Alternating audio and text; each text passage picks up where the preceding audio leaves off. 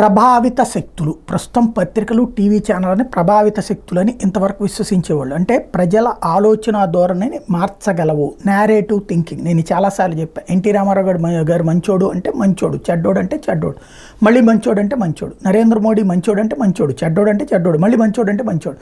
మద్య నిషేధం కావాలంటే కావాలి, మళ్ళీ మద్య నిషేధం ఎత్తేయాలంటే ఎత్తేయాలి, మళ్ళీ మద్య నిషేధం కావాలంటే కావాలన్న, మళ్ళీ ఎత్తేయాలంటే ఎత్తేయాలి.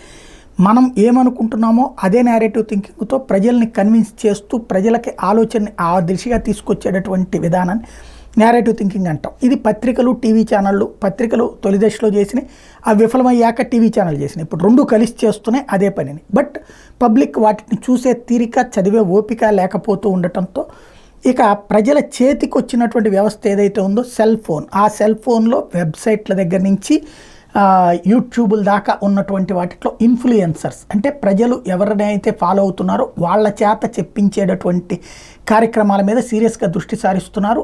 ఆ ఇన్ఫ్లుయెన్సర్స్తో మీటింగ్ నిన్న చంద్రబాబు గారు పెడితే రేపు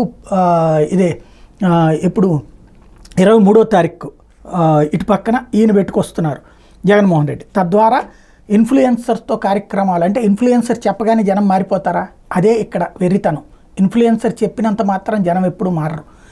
జనం ఆలోచనలు ఎట్లా ఉన్నాయి అంటే తెలివైనటువంటి ఏ రాజకీయ పార్టీ అయినా గ్రహించాల్సింది ఏంటంటే ఇన్ఫ్లుయెన్సర్సు ప్రజల ఆలోచనలు మార్చలేరు.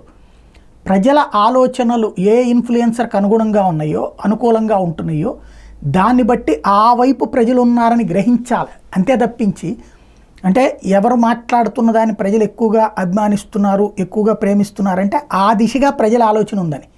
అంతే తప్పించి వాళ్ళు ప్రజల ఆలోచన మార్చేయగలిగితే వాళ్ళే ప్రజాప్రతినిధులు అవుతారు కదా. కొంచెం బుర్రలు వాడాలి వీళ్ళు.